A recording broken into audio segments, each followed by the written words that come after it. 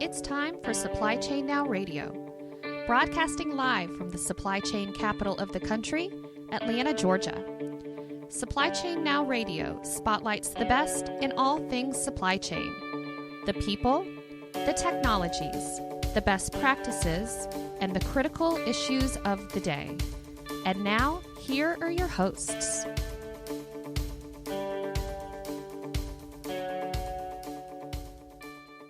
Hey everybody, Scott Luton here with you live on Supply Chain Now Radio. Welcome back to the show. On today's show, we aren't broadcasting from Atlanta, Georgia, but rather we're broadcasting right here in Austin, Texas, home of EFT's Logistics CIO Forum, which is a Reuters event.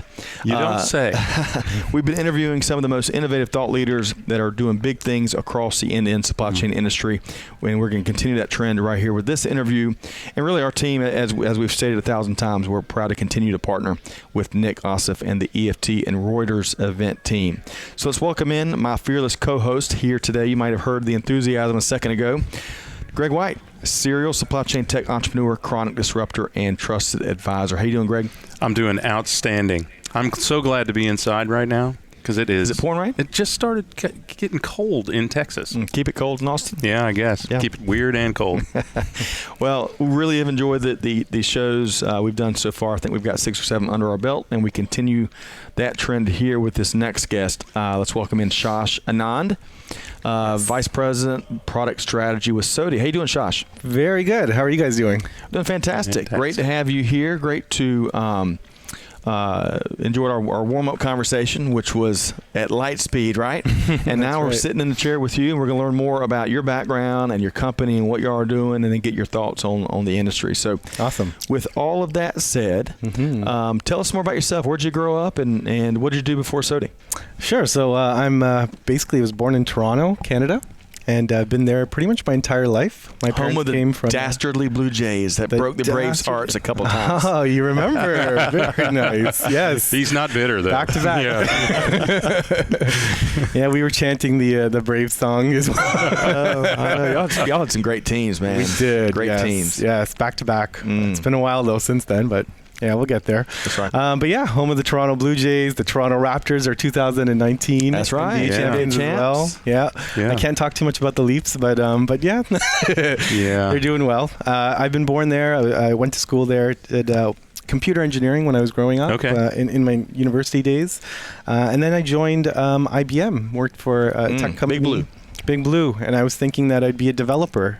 Got into support, technical support, and started talking to customers and realized, man, this is a lot more fun than actually developing and learning a little bit more about customers' problems. Yeah. And it was enough of a technical kind of knowledge that I didn't have to go and develop the fix. I just had to talk to customers and understand their problems, and I love doing that. Right. So much so that I wanted to get into management, and so and managing a support team and things like that. I did my MBA part-time while I was at IBM. And that was pretty cool. I learned about the business side. So as an engineer, you learn a lot about tech, but you don't learn about business. And so doing an MBA allowed me to do that quite well, and then bring that information back into IBM and try to help them, guide them into the next level of generation. So how in the world do you earn your MBA while working at IBM? It's like learning French while quarterbacking a Georgia Bulldogs game or something. Yeah, you're right. So doing an MBA part-time I thought would be a very big challenge.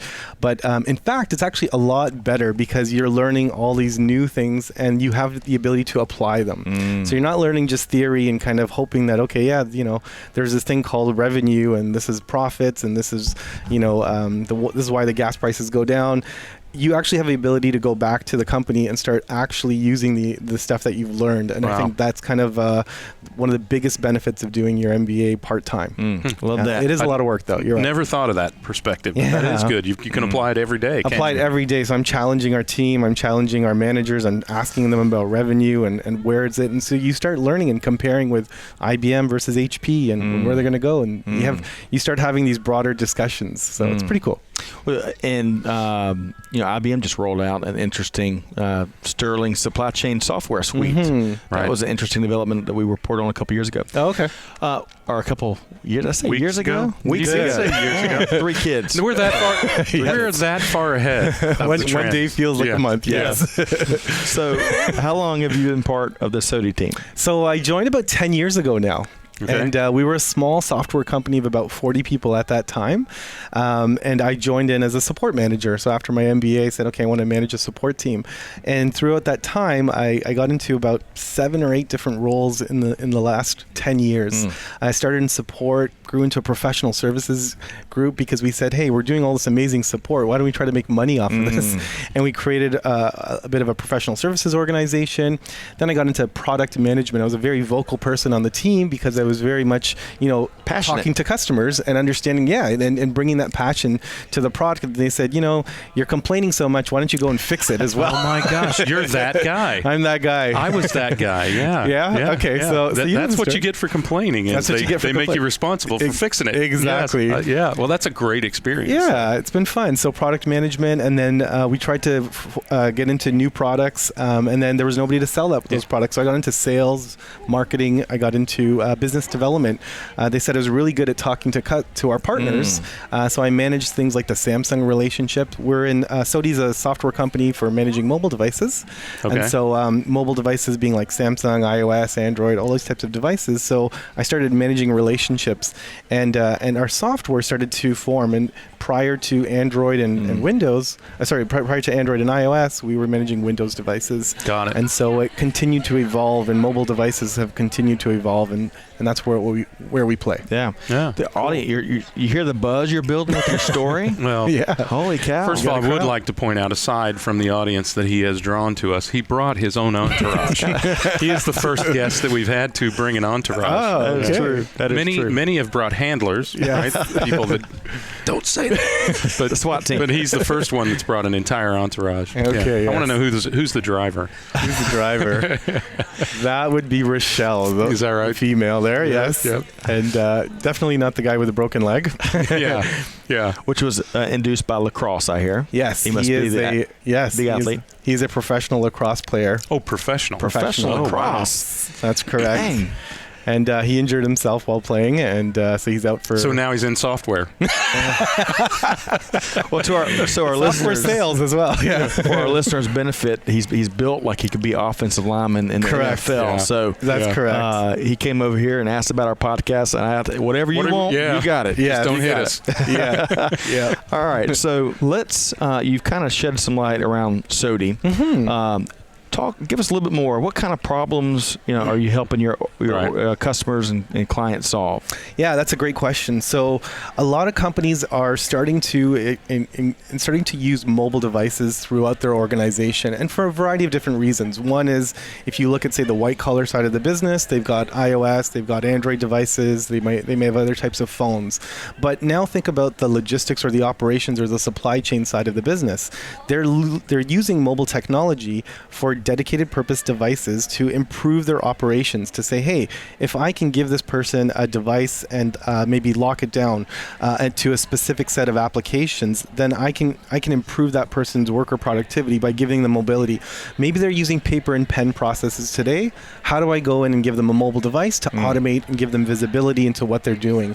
And so as companies are using mobile devices, the next logical question that comes up is, how do I manage all of those devices that are out there?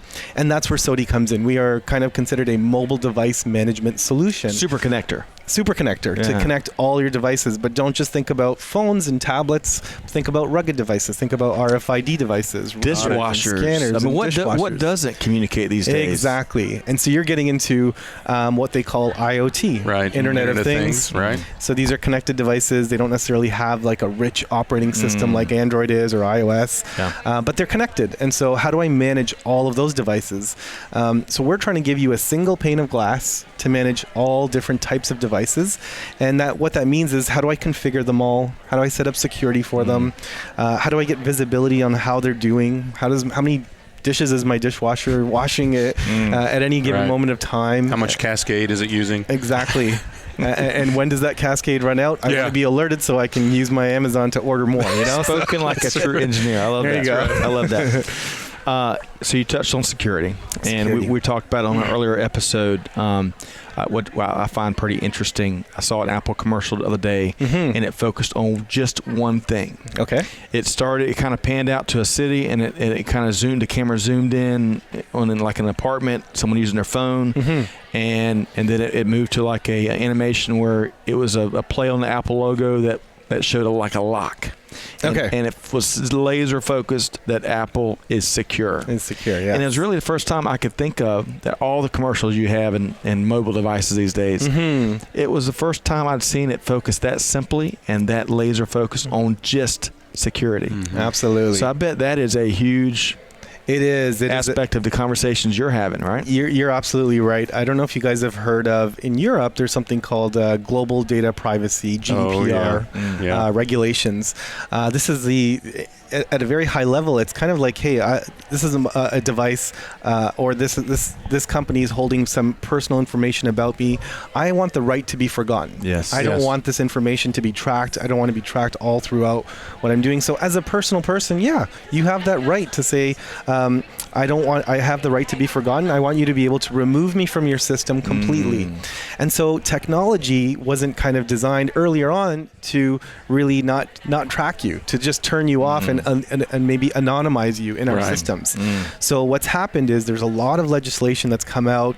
Even the Googles and the Microsofts and the Facebooks of the world have been kind of being attacked around these areas where they need to have software that allows them to anonymize that data to actually remove those people from the systems. So same thing with SOTI. We have to go in and make sure that our software is extremely secure. And when you're thinking about managing mobile devices, I have so much potential information about you as a person and how you're using your mobile applications.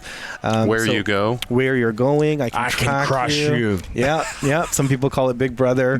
But if I leave that organization, I want to be completely kind of removed from your entire system, and you can't track me. And so that's what disappear into the matrix. Exactly. So that's one area of security. Yeah. There's tons of other areas. We're kicking off a new partnership with a big company, and the 37-page contract they sent over, I swear 4 or 5 pages dealt with how we would deal with their data, from definitions to laying out the regulations. Right. And it really, as we were reading through that and reviewing it, this is a whole new era. It is. This isn't about putting a file through a shredding machine and then you're done, right? That's right. This is really it's as exciting as it is. There's new risks and threats and what have you. Well, and you have to be very, very careful because you are holding someone else's identity in your hands. That's not the technical term, but that's effectively what's happening. Absolutely. Yeah, you're right. And there's also other areas around that, right? Like data that's on the device, it has to be encrypted. If I'm looking at new applications that I'm downloading, I've got to make sure that they're not extracting the data as well. That's right. So you've got to make sure that these mobile devices are secure, that data doesn't go out. We have to get down to the router level even to say, where is this data actually going? So we manage the information that's going from your mobile device out through the access points. Right. And where are they going? Are they going to China? Is their data being sent over there? So we need to kind of understand the flow and be able to allow the IT organization to control those types of flows. So what brings you here to the Logistics CIO Forum? What do you look forward to in events like this? I don't know if you're speaking or on a panel or whatnot, but yes. So we are speaking. So we do a lot of work with logistics organizations that are using mobile devices. And this is the first time we're actually coming into this type of conference. We are realizing that this is a great audience for CIOs, for the C-levels, to understand from them what are their biggest pain points around logistics, around mobility, and where can we help solve problems. And so we're hearing from all of these other speakers about what are their challenges. And a lot of the terminology comes up about robotics, about artificial intelligence, about business intelligence, about mobility, the challenges around building apps, managing all of these IoT endpoints and the security around them. So we're hearing about all these things, and SOTI is a great tool. We've got a whole wide set of a Swiss Army knife of tools that allow you to help you accelerate your business. And so you can embrace all of these different challenges. You don't have to worry about security because we've got a tool that allows you to address those things. All right, so perfect segue. Okay. Let's talk about some of the things that are keeping leaders up at night. Or switching gears, what are some of the things that some of the supply chain trends or issues or challenges that you're tracking more than others here lately? Yeah, so I think that what we're seeing is there's a variety of companies that are at the forefront and also at the back of kind of trying to implement technology to help them accelerate their business. You've got companies like UPS talking about drone technology and how you can get a drone to be shipping last mile deliveries while you are driving your truck. Right. And having two things going on at the same time. Wonderful. They're ahead of the curve in this kind of cool technology. There are other companies in the same slot that are still using paper and pen processes, and so you're seeing this wide variety of folks, and you start understanding kind of what is it that they're doing. Why are some of them not able to move as fast as others? Some of it is talking about the culture. These are very big companies. They have an older generation of staff. Change is slower for some reason. They don't adopt technology as fast as they can. So the culture is one thing where companies that are showing that they are able to accelerate, it's a culture of change. They understand that we're not just going to buy this one technology and use it throughout for years and years to come. Now it's about having the ability to integrate all these technologies together. How do I integrate them? How do they all talk to each other? How do I start automating my business? So automation becomes this huge term that applies to so many different areas. But just a simple example is just paper and pen process. How do I build a mobile app out of that? Perception has been that this takes months. This takes... it doesn't? It does not. It takes minutes. And so there's tools out there that allow you to say, hey, you were using a form today. In a matter of a couple of minutes, without any code required, I can move that form to a mobile app. And those are the kind of tools that we're showing people is how do you accelerate what you're doing today and bring it in? Because it doesn't take that long. And so that's the realization that we're trying to showcase here. So as technology continues to proliferate, easy for you to say, more inexpensively, but what I'm hearing you say, it's also, despite how complex and some of the complex challenges that technology is solving and enabling across the end-to-end supply chain, it really has gotten kind of, on the flip side, easier in some cases. That's correct. Yeah, you're right, Scott. So that's what we're kind of giving, is that there are tools out there that allow you to really simplify your operations. Turn a device on, it's already got all the apps, all the content. It's already set up for security. You don't have to do anything anymore. It's a touchless experience. I can't manage 100,000 devices out there because it's very hard for me to tell everybody, hey, can you go download this app? And you're on iOS, okay, go to the App Store. Or you're on Android, go to the Play Store, download this version. And now, as an IT organization, I've got to keep up with all of the new technologies that are out there. It's not easy, but if you have the right tools in place, it becomes extremely easy, and you can go even further. And if you have tools that allow you to keep accelerating, it's not a one-time, one size fits all. It's you have to have the right tools in place. You have to have the hammer and the screwdriver to be able to do all the different things that you want to do. Or if you've got Shash on speed dial, it gets really easy.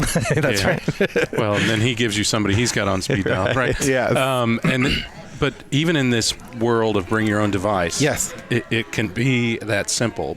Correct? I mean, is that what you're saying? Absolutely. In the world of bring your own device, what we're seeing is that there are apps that you want to use as an end user, but you don't want to have the corporation own that device. You want to have your own personal device, but still have work apps available to you. So yes, you can build these apps that take minutes to build and help you automate your process, your business.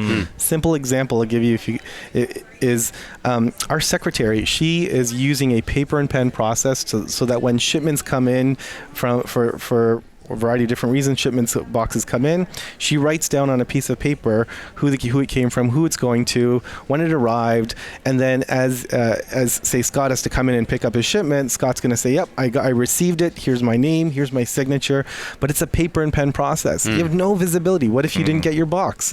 So she went in and created a little mobile app using our tools, she can create an app in a few minutes, and now that whole thing is digitized. I know exactly when that person's coming. I get an alert on my phone. You come in, you say, okay, I have an electronic signature capture, and now everything is kind of all digitized, and I have visibility. I understand my control. I can control it, and costs go down. Yes, and the secretaries can work on other things now. Yes, moments, not months. Man. That is impressive. Months. That's good. That's impressive. I like that. On one of the previous episodes here today. Yeah. Thank you. I will. just $1 per user. Whatever licenses. All right. So let's. Greg, we talked about this one of the previous episodes, the new Amazon drop boxes, because it as you were explaining that a second ago. That is like the physical illustration of making life easier, and especially from the chain of communication that you have to have, right? To just the ability to, we came into Austin a couple days ago, and we ordered a couple pieces of equipment that we couldn't get home before we had to leave. Okay. I hadn't tried any of these Amazon drop boxes yet. Greg has, because he is all things technology, but I hadn't. Oh, okay. We still have the Pony Express out in Walton County, Georgia, where we live. Okay. But anyway, so we also wanted to avoid the front desk at the hotel, because you never know who's going to be there, and something gets lost. If they're going to be there. If they're going to be there. Yeah. So we said, you know what? It's a $40 purchase. Let's just try one of these drop boxes. Okay. We could pick a drop box at the 7-Eleven, 3 blocks, the street, basically, from the hotel. Yeah. We arrived at the same location. We got gas. I say, well, it's probably not there yet. Didn't know exactly what I needed. Yeah. They send you a communication code, walked over there, you beat that thing in, and it said, okay, which door do you want to open first? Because there are 2 doors. You click that, and it's just like poof. Wow. And you get it. I mean, and the whole, I don't know why, maybe I'm come across a bit as a simpleton. No. But it made it so much easier for the logistics of what I needed to get where I needed it when we're on the road. And all of that while a Slurpee in the other hand. Yeah. Right? I mean, that's the best part of it. Come on, you're not supposed to be giving up all my secrets. I was talking about my hand. But in a different way, yeah, there are elements to that experience I just had and described that y'all are providing to your customers in some ways, that's right? exactly it. So so our companies are trying to make that same experience happen in their retail environments, in their logistics environments. They're trying to make it so that everything can be done from a mobile app, from a mobile device. And if I can do that with one button, or even automate that whole process for you, so that as soon as you press that one button, everything happens, I can get visibility. I know exactly where you are. I know exactly what the devices are.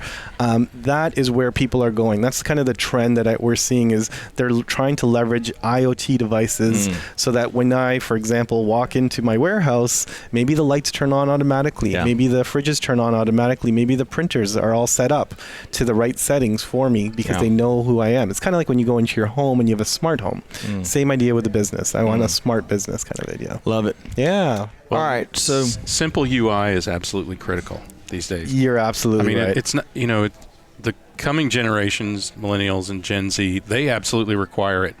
For the current generations, many of, I think the 2 predominant generations, the boomers and Gen X, in the workplace today, they've always wanted it, but they didn't even know to ask for it. And now that you see, I can tell you that I'm a faster adopter of technology than my kids are, except for Instagram. Love you, girls. But you've always wanted it to just happen. Yeah, right. Right.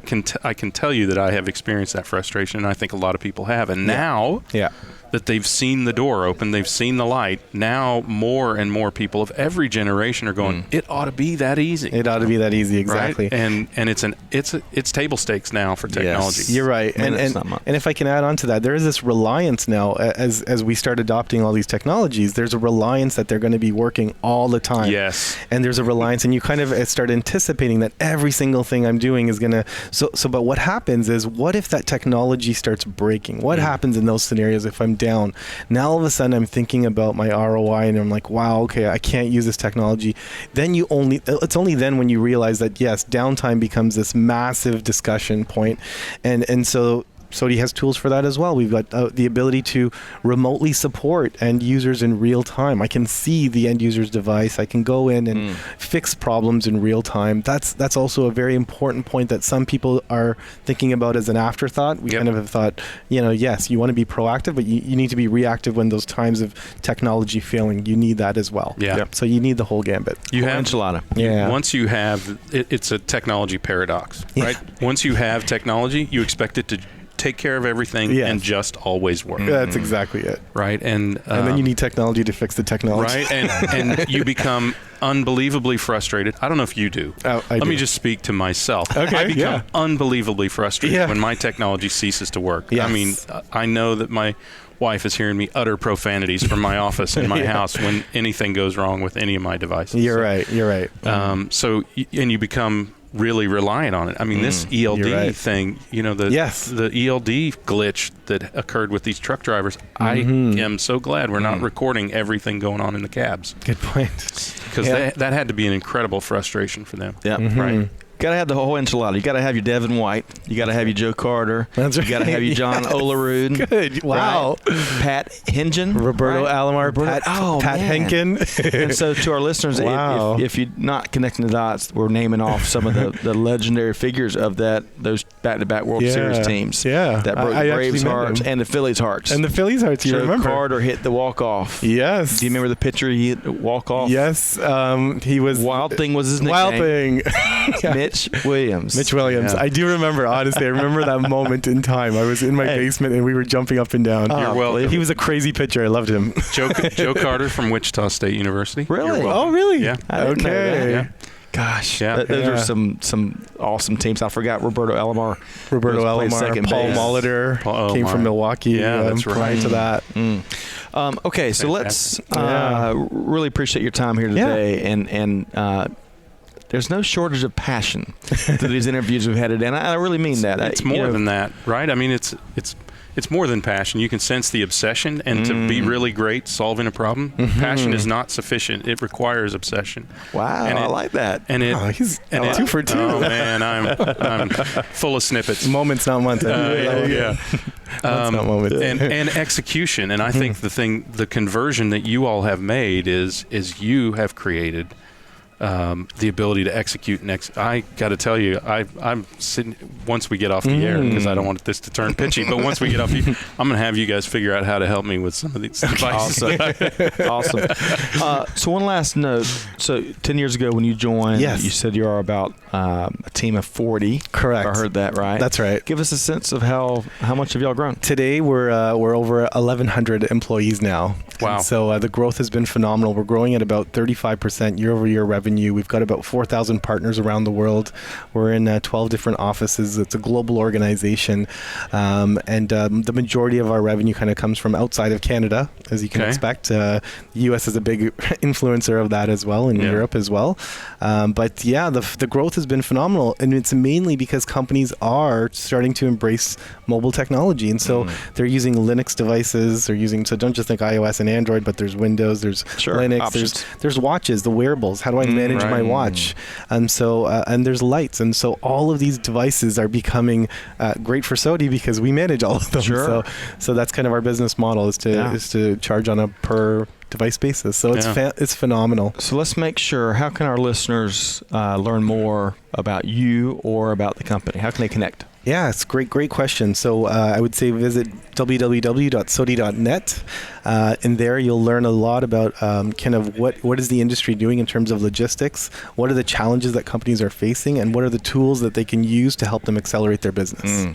And for our listeners, that is SOTI, SOTI.net. And Shash, I look forward. You need to be in front of a lot of microphones. Along the lines of what Greg was sharing, it's really neat to hear what you are doing, but it's also much better yet, is kind of the person that's sharing the story. And I think hopefully our listeners enjoyed it as much as we did. Yeah. So I'm glad that we were able to make this connection. So big thanks to our speaker, Shash Anand, Vice President, product strategy with SOTI. Thanks so much. Thank you, for Scott. stopping by. Sit tight for 1 second. Thanks. Yep. And to our listeners, stay tuned as we continue our coverage of the EFT Logistics CIO Forum, a Reuters event. Right, Greg? It is, indeed. Right here in Austin. We're having a great time meeting the movers and shakers across the end-to-end supply chain space.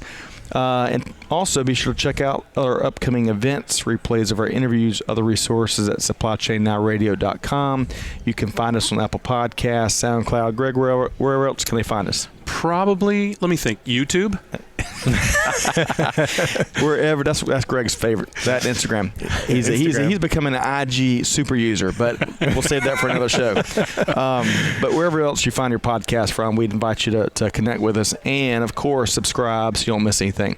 On behalf of the entire team here, Scott Luton wishing y'all a wonderful week ahead, and we will see you next time on Supply Chain Now Radio. Thanks, everybody.